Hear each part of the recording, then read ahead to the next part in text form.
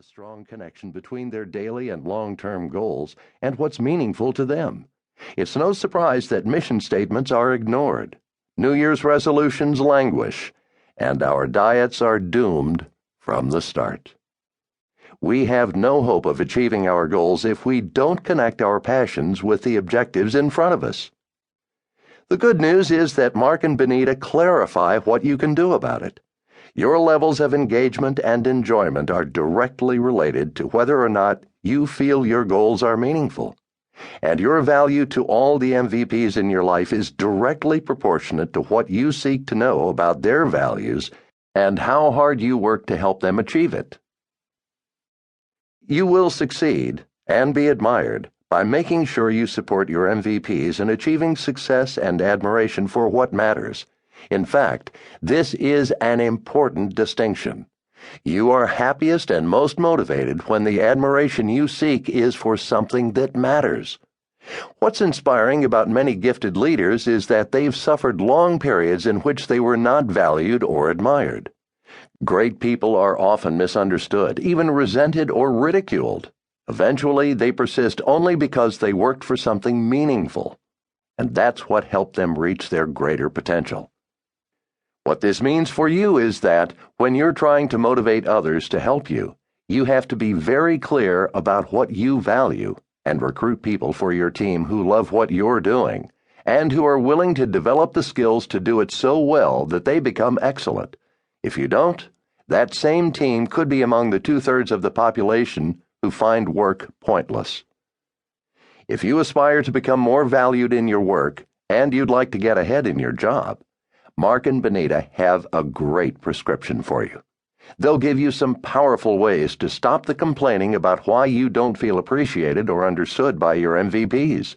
In this book, you will get the tools you need to determine what your MVPs actually value, to stand in their shoes, and keep supporting them until you help them get the message.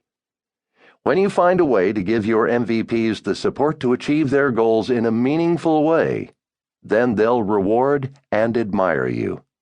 That's the key to success in reaching the top of any most admired list, at the office or at home. But more important, that's the secret to finding meaning and happiness in your life and work.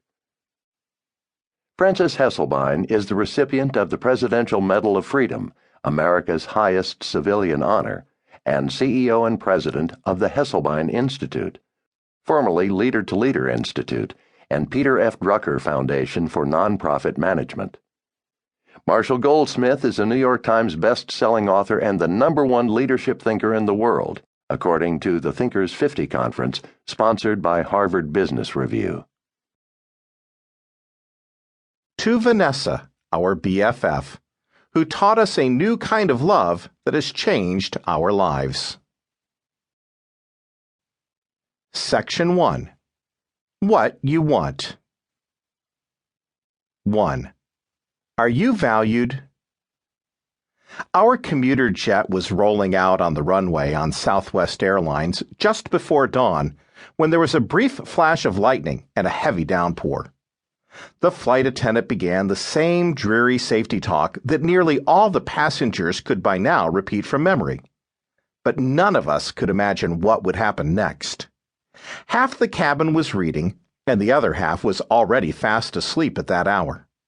As we neared takeoff, the flight attendant was becoming increasingly annoyed at our total lack of interest in her lecture on how to fasten seatbelts. She suddenly shouted into the microphone. "Listen up," she demanded, swinging the seatbelt in the air. "You think you're experts on this sort of thing, but if this plane falls out of the sky during this storm, I guarantee you're not going to be napping, reading your Kindle, or chatting with your pals." We couldn't quite believe what we were hearing. "If we get into trouble up there, you're going to be thinking about how you might have had a tiny chance at survival if you had listened to me. Then you'll think about your loved ones and see your life pass before your eyes as we fall out of the sky." I dropped my iPad, which was supposed to be turned off by now anyway. Every last person in the cabin was now riveted, giving her our rapt attention and wishing we had missed this flight. "Okay, here's what's going to happen," she continued breathlessly. "If there is a sudden